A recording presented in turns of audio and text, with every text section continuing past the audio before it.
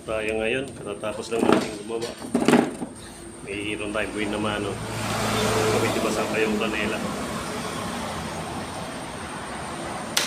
Dun sa mga baguhan, simpleng tips lang, yung mga bagong nag-aaral pa lang yung mag-team.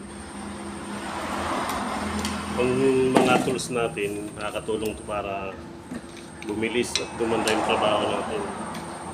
Pero minsan, nagiging dahilan din to para masira yung trabaho natin. Kaya dapat, ang pinakang tip ko, aalagaan nyo. Yung mga ganito, dapat lagi itong inaasa, pinapakinis yung parte na yan.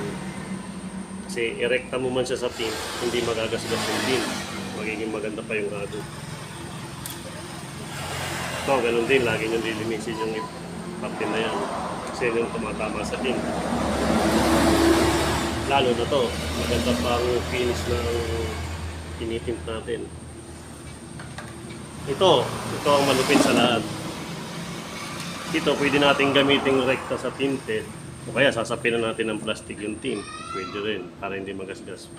Pero ito, kung mapapakinis nyo ng maganda to, kahit irekta natin sa tint, hindi rin magagasgas. Siyempre, gagawin natin, pupunasan din muna natin yung tint at medyo babasahin ng konti bago natin halurin. Para iwas gasgas. Huwag na mabilis kasi iwasan. Sobrang bilis naman natin, pag may sumabit, ng konting alikabok, punit agad yun. Kaya nasa pag-iingat ng gamit ang kagandahan ng ating trabaho at bilis ng trabaho. Ito naman ang ginagamit ng cutter, yung plastic lang siya. Hindi yung bakal ang dulo. Kasi sa paglilinis, maganda siya kasi basta yung blade mo lang yung papalitan ng matalim, hindi yung kinakalawang na ginagamit mo pa. Yung sisira sa trabaho mo. Salit gumaling kang tinter sayang. Yun lang mga bagong kahagod sa mga dating kahagod.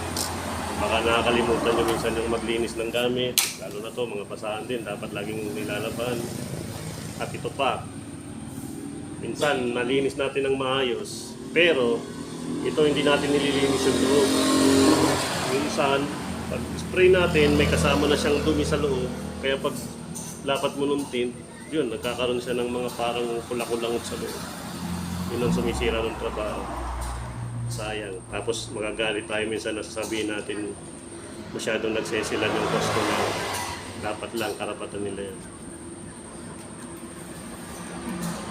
Ulit muli, salamat sa inyo lahat. Sa mga nakikinig, salamat.